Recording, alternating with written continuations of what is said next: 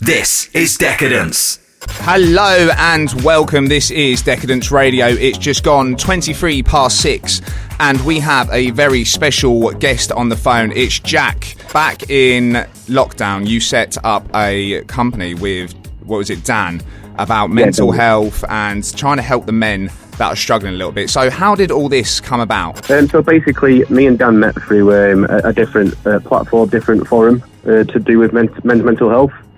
We met on there, we both had similar issues, and we gained a lot of help from that, so we decided to try and put something into the system ourselves. So we decided to set up our own Facebook group that's private for men only that are suffering with mental health issues. And because you're not actually from this sector, are you? You both have completely different jobs, nothing to do with this, so you just set this up on your own backs? Yeah. Dan's a full-time taxi driver and I'm a full-time painter.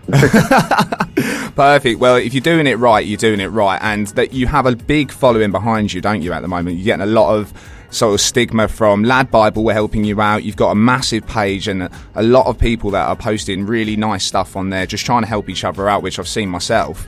And definitely, we'd all like to not need these kind of groups, and the less people that needed to use them will be better. But as you say, it has gone huge. We've only been going a few weeks now and we've got over 3,000 members, 34 different countries. Got an admin team of 15 people. Wow. Lad Bible did an article on us with 38 million views. So yeah, it's definitely out there. That is viral right there. So what are the sort of services you kind of offer on your page?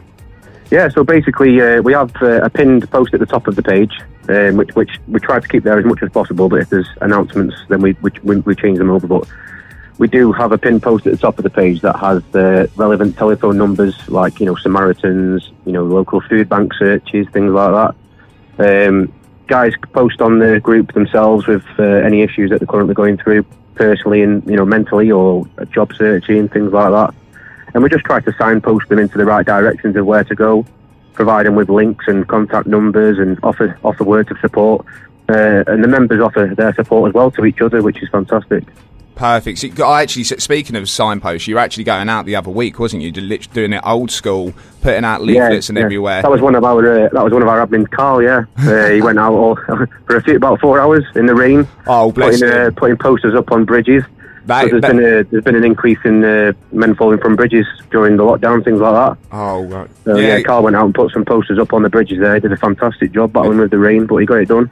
So what are your plans moving forward to kind of expand the organisation? Because obviously you're trying to push this out to people as much as possible.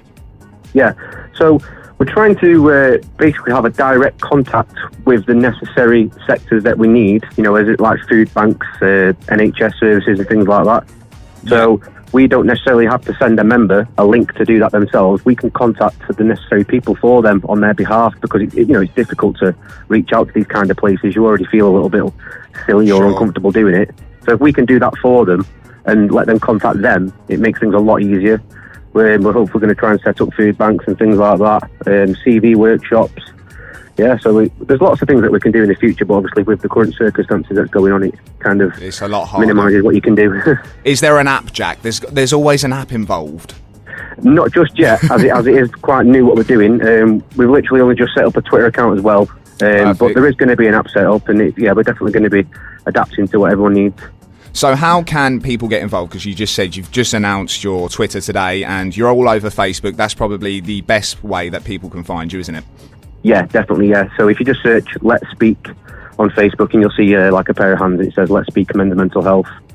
Just send a request to join on there. A couple of questions to answer, just for security reasons and members' protection. And then just join the group and have a chat with us all. We're all a friendly bunch. It's not easy to talk about it, and it's a massive stigma around men, isn't it? Like trying to talk about your issues and all that. And you and Dan have been through a lot yourselves, and you're just trying to kind of be that advice and a shoulder to cry on for everyone, aren't you? Yeah, definitely. I mean, you hit the nail on the head. It's I've personally suffered myself with depression, anxiety, and it's not a nice place to be in. It's horrible, and we're brought up to man up, suck it up, be the man of the house. That's it. And it makes it really difficult to talk. You don't see a guy in the pub saying to his mate, "How are you feeling today? Are you okay?" It very rarely happens, and that's what we need to do. We need to speak and communicate and open up about how you're feeling. There's nothing wrong with it at all. You're just human. We just need to normalise that talking is okay. Yeah, exactly. It's simple as that. I mean, crying is as simple as sneezing or burping. It's just a natural thing. They shouldn't be ashamed of doing it. Completely agreed. And holding it in is what makes it worse as well. You know, building up that emotion is what makes it worse. It's like a ticking time bomb. It is indeed. Well, do you know what, Jack? Thank you so much for coming on the show to talk about Let's Speak, because it's such a worthwhile thing. We're going to be posting this everywhere. Anyone can listen back via Decadance Radio on our demand site. So if you want to check that out as well, that'd be brilliant. But we're going to get back to the music now, Jack. Thanks for being with us and sharing that. Take care of yourself. This is Decadance.